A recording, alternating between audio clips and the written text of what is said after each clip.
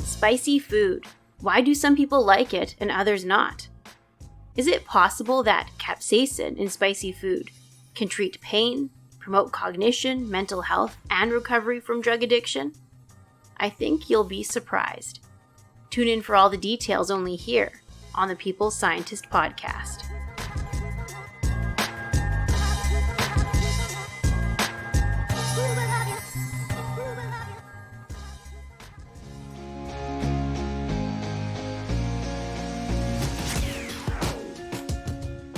You are listening to the People Scientist, the podcast dedicated to helping us optimize our health with the latest scientific findings on neuroscience, physiology, and nutrition. I, your host, Dr. Stephanie Caligiuri, a nutritionist, physiologist, and neuroscientist, will be here with you every single week, bringing us information to ignite our thinking, to help us be one step closer to the healthiest we can be.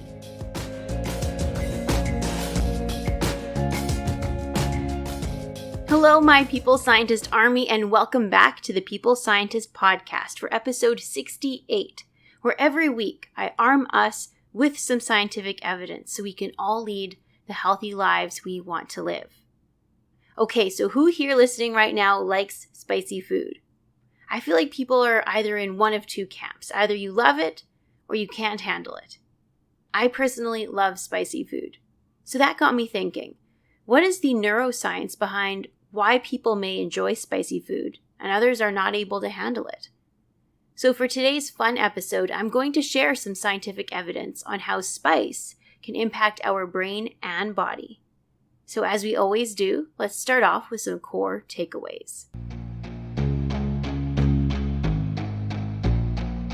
So what is it in spicy food that gives us that heat response? It is mostly attributed to a molecule called capsaicin.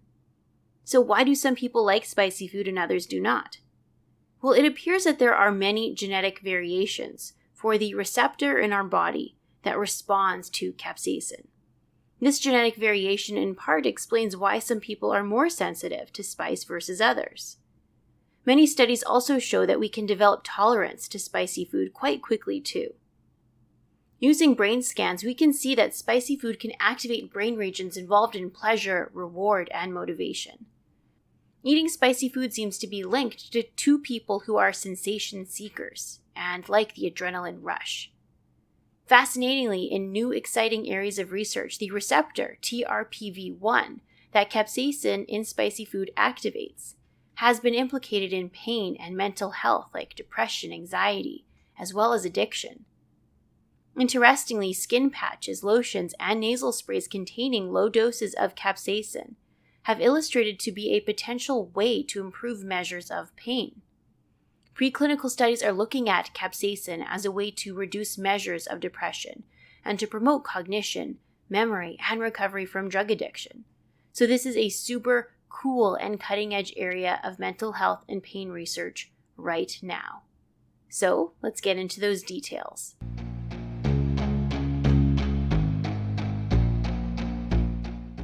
The compound in spicy food or drinks that is thought to entice the pain or pleasure of spicy food is thought to be attributed to the compound capsaicin. So the higher the amount of capsaicin, the more spicy something may seem.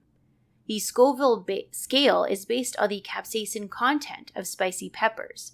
So this is a number system or scale that lets people know how hot or spicy something is. Pure capsaicin is at the very top of that scale with a value of 15 million Scoville units. I believe right now the Carolina Reaper is the hottest pepper available at 2.2 million Scoville units. Have you ever tried a hot sauce or dish with the Carolina Reaper? I haven't. It is very hot, but I mixed a tiny dab of that hot sauce in with some food, so it was quite bearable. But by comparison to some more popular hot peppers, a cayenne pepper would be about 50,000 Scoville units, and a jalapeno pepper would be only about 8,000 Scoville units on that scale. So that Carolina Reaper pepper is way above the typical peppers that we see. So some people love spicy food, and some cannot handle it. Why is that? Well, O'Neill wrote a great review in 2012 on this topic. And the reason being is it could be due to a few reasons. For example, capsaicin induces its effects on us by binding to the Trpv1 receptor. Now, I'm going to talk about this receptor quite a bit throughout the episode, so just remember that capsaicin, which is present in spicy food, does its thing by acting on the Trpv1 receptor. So its actions on us are due to its effects on that receptor. So why some people may like spicy food and others don't could be in part because of our genetic differences in that Trpv1 receptor. In fact, there are 6 different SNPs, or known genetic variations, in humans for the Trpv1 receptor.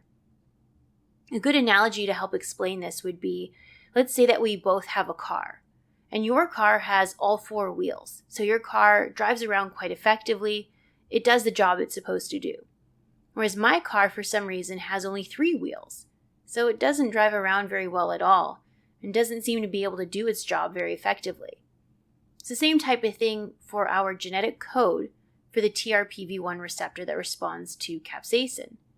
See, if you have a full genetic code for your Trpv1 receptor, then it's going to do its job quite effectively, meaning that when you eat capsaicin, you're going to feel the effects of it because your Trpv1 receptor is doing what it's supposed to do, respond to spicy food. Whereas my genetic code seems to be incomplete, like my car only had 3 wheels. In some people, there is an exon missing for the genetic code for the Trpv1 receptor, so their receptor does not seem to function as well. As a result, I might be more tolerant to spicy food because my receptors are not responding to the same extent that yours are. Clinical studies illustrate that people living with certain genetic variants in this receptor have different sensitivities to hot temperature, cold temperature, and capsaicin. So some people may be very sensitive or less sensitive to the effects. We also know that tolerance and desensitization to spicy food or capsaicin can happen rather quickly as well. This has been very well documented. So people who grew up eating spicy food are likely to tolerate it better as well. So why might some of us crave spicy food? Well, let's look at the neuroscience. Zhu and colleagues just last year performed a study in which participants underwent an fMRI scan of their brain. These individuals were grouped into either those who crave spicy food or those who do not. And the scientists proceeded to show the individuals different images of foods that were clearly spicy or not. It turns out in individuals who crave spicy food, when they see images of this type of food, regions in their brain that regulate reward and pleasure were recruited. These same brain regions are commonly activated during other pleasurable things like drugs, nicotine, alcohol, music, exercise, caffeine. They also tend to be robustly recruited. These brain regions include the putamen, the insula, and the anterior cingulate cortex. These brain regions have been implicated in urges to consume pleasurable things and are implicated in addiction. So this speaks to the fact that spicy food may recruit similar brain regions as addictive or pleasurable things. This may be due to the fact that the Trpv1 receptors that respond to capsaicin are present in these pleasure and reward brain regions, meaning that they might be able to change the activity of these brain regions. But does capsaicin make its way to our brain? It appears that it does, yes, as 50 to 90% of the capsaicin we eat is absorbed in the stomach and small intestines and makes its way to our blood. The maximum concentrations appear in our blood after 1 hour after consuming something spicy. In rats, they do indeed see capsaicin appearing in the brain, but only about 5% of the original dose seems to make its way to the brain. Spicy food craving or the liking of spicy food may also be related to our personality traits. In 2016, in the journal Appetite, interestingly, scientists compared whether or not someone liked spicy food to risk-taking and sensation-seeking. The scientists made 2 types of spicy strawberry jam where they added 2 different levels of capsaicin. The participants ate the jam and measured their likability and pleasure and tolerance of the jam. The scientists also had the participants do a popular psychology test that measures someone's risk-taking. It is called the balloon analog risk test. This was done on the computer. With each click of the mouse on the balloon would inflate a little bit more every time. But the participants would also gain some money with every click of the mouse. But if they overinflated the balloon, it would pop and they would lose all of their money. The participants had several rounds of inflating a different balloon to gain money, so they could potentially adjust their risk-taking as the game went on. What the scientists noted was the individuals who tended to like the spicy jam, and also who tended to eat more spicy food, had higher measures of risk-taking. For example, individuals who reported eating spicy food every day and who really liked the jam had an impulsivity score 6 times higher than the individuals who do not eat spicy food at all and who rated the spicy jam as unpleasurable. On average, the group that did not like the spicy food clicked on the balloon 19 times, whereas the group who enjoys spicy food clicked the balloon 40 times, so just over double. The scientists also noted high measures of sensation seeking in those who liked spicy food. So what do you think of these results? I love spicy food and probably eat spice every day, but I'm not so sure I am a risk-taking person. A sensation seeker perhaps, because I do love adventure, adrenaline rushes from sports, like I've gone skydiving and I would love to go again. So maybe there's something to it. In fact, in preclinical models, capsaicin is known to recruit the locus coeruleus region of the brain, which can respond by increasing adrenaline or epinephrine in our system. So this speaks to the sensation or thrill-seeking aspect of eating spicy food. So there are some basics on why some people may love spicy food. It could be due to genetic differences in the sensitivity, due to the development of tolerance, sensation seeking, the adrenaline rush, and because of the recruitment of pleasure brain regions. Now, I want to get into some exciting new areas of research in regard to capsaicin and Trpv1 receptor in regard to treating pain and for promoting mental health. There are several clinical trials looking at the ability for skin patches or creams containing low concentrations of capsaicin to treat nerve pain.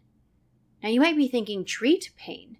When we think of spice or capsaicin, we might think of heat and pain.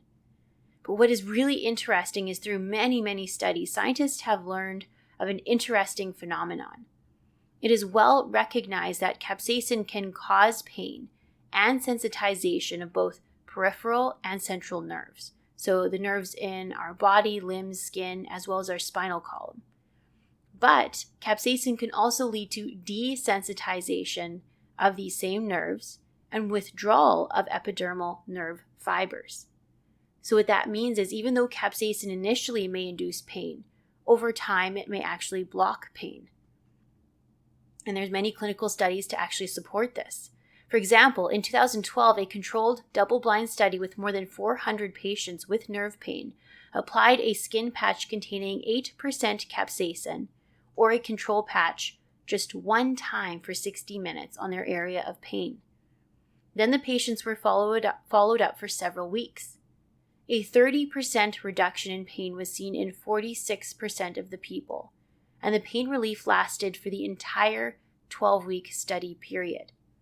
So the results from just one application of a skin patch for 1 hour seemed to last 12 weeks in nearly half the people. That's quite profound. In another clinical trial, 99 patients with nerve pain due to chemotherapy applied either a placebo cream or a much lower concentration than the previous trial, 0.075% capsaicin cream, to their areas of nerve pain. The patients noted a 53% reduction in pain with the capsaicin cream versus the placebo group that saw a 17% reduction in pain. The results in this trial were quite prominent, that it could reduce their pain by just over half. There are several more clinical trials showing similar results. In other pain conditions, such as with migraines, a nasal spray containing a low dose of capsaicin was also shown to improve migraines by 50 to 80% in a couple of very small pilot studies with about 8 patients. Now, this nasal spray was very low dose as it contained 300 micrograms of capsaicin dissolved in 80% saline and 10% paraffin oil and 10% polyethylene glycol. So who would have thought that capsaicin could help with pain? I found this to be absolutely fascinating. And the mechanism by how it's able to reduce pain is quite profound as well, because it causes a rapid desensitization of the nerves. It is very important for us to keep in mind some side effects were noted, like skin redness, skin burning, and temporary mild pain. Now, I do caution against us making our own lotion or nasal spray, as it could be very dangerous to our skin or our nasal passages if it's done incorrectly. Skin patches containing capsaicin do cause the capsaicin to enter the top layer of the skin very rapidly within 1 minute, and these levels are often detectable in the blood in the nanogram per milliliter of blood range. So again, even though capsaicin may initially induce pain, it appears to have a very quick desensitization response that will block that initial pain response and actually reduce the sensitivity of the neurons, which could potentially be beneficial in regard to pain processing. Another super interesting area for capsaicin research is in regard to cognition and dementia. In 2016, WHO realized that eating spicy food seemed to be associated with many reduced risk factors for Alzheimer's disease, such as reduced levels of amyloid beta and better scores of cognition and memory in humans. Preclinical data supports this, as capsaicin seems to improve measures of cognition and memory. But the clinical data is quite limited in this area. However, it seems very interesting and plausible. Another really interesting area of research for spicy food on the molecule capsaicin is in regard to mental health and drug addiction. Now, all this data in regard to capsaicin and mental health is limited to preclinical models. Unfortunately, I have yet to come across any data in humans to support this. But nevertheless, this data is really fascinating, and it lays the foundation for future clinical research. For example, the Trpv1 receptors have been detected in several different brain regions, including brain regions that regulate our mood, motivation, reward, and pleasure. These brain regions are activated when we consume addictive things like alcohol, nicotine, caffeine, and illicit drugs. And these same brain regions are implicated in the feelings of depression or withdrawal when taking of the drug stops. And when individuals feel those symptoms of withdrawal, they're at a higher risk for relapse and becoming addicted again. So as a result, scientists started to question if the Trpv1 receptors in the brain could be activated by capsaicin, and if that would change the activity of these brain regions and change drug addiction or withdrawal or depression. So for example, in 2011, Hayaz illustrated that after application of nicotine in a preclinical model, withdrawal was induced and measures of depression were seen, but a low-dose treatment of capsaicin was able to significantly reduce withdrawal symptoms and reduce measures of depression in nicotine withdrawal. Further, in another study in the journal Neuroscience in 2016, the scientists also looked at another type of drug, an amphetamine. The drug methamphetamine would be an example of an amphetamine. In the preclinical model, withdrawal from the drug was induced, and measures of depression were again noted. The scientists administered this time capsaicin to the brain in this model, and noted a very strong antidepressant effect. They realized that this was mediated by those Trpv1 receptors, but also seemed to be mediated by the NMDA receptors too. Some old studies in rodents indicated that pretreatment with capsaicin before exposure to morphine may have reduced signs of drug withdrawal and relapse. So what's really fascinating is capsaicin does not seem to just have an impact on one type of drug, but several different classes of drugs, as capsaicin seemed to reduce the withdrawal symptoms from nicotine, from a strong stimulant like an amphetamine, as well as from a pain medication like morphine. So that's really profound. Some preclinical models also show that capsaicin may modulate measures of anxiety and depression. But again, these have yet to be seen in humans, but super interesting nonetheless. Further, capsaicin may also seem to have some benefit for other neurological conditions. For example, Gibson in 2008 reported that the Trpv1 receptor is necessary and sufficient to trigger long-term synaptic depression in excitatory synapses in the hippocampal interneurons, and that this can be achieved with capsaicin. So what does that mean? Well, that means that capsaicin has the potential for disorders like epilepsy or alcohol withdrawal. Because in epilepsy or alcohol withdrawal, there's too much excitation in certain regions of the brain. And if capsaicin can quiet down that excitation, then it may have some potential as a treatment. But again, this is just limited to animal studies, but still a super fascinating area of research.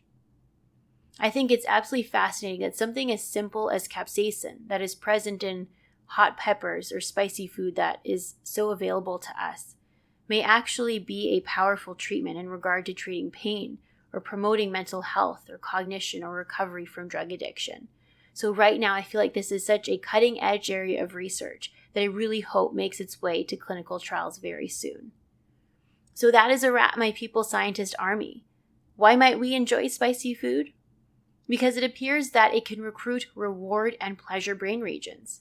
It may induce a sensation of an adrenaline rush by recruiting the locus coeruleus of our brain. And maybe based on animal studies, spicy food could have an antidepressant effect through the effect of capsaicin on the Trpv1 receptors. Why might some enjoy spicy food and not others? Well, there are genetic differences in the Trpv1 receptor, which could explain why some people are more sensitive to the effects versus others. And tolerance can be achieved quite quickly as well. Actually, this quick tolerance allows for capsaicin to be a potential treatment for nerve pain and migraines, as some clinical trials indicate that with nasal spray, skin patches, or lotions that contain a low dose of capsaicin appear to desensitize nerves and reduce pain. Animal studies indicate that capsaicin and Trpv1 receptors are a really intriguing new target to promote mental health, memory, and recovery from drug addiction. I really hope some new data in humans will be published very soon, or I myself in a few years when I have my own lab can study this. Fingers crossed. So I hope you all have a healthy and happy week, and I hope you enjoyed this fun episode on the potential health benefits of capsaicin in spicy food. So I will meet you all back here at the same time and same place next week on the People Scientist Podcast. Bye for now. I am a scientist simply sharing scientific evidence. Some of the clinical interventions I discuss are not appropriate for everyone. Before making any changes to your diet or lifestyle, please do consult the advice of your physician or dietitian. My opinions expressed here do not necessarily reflect those of Mount Sinai Hospital and its affiliates.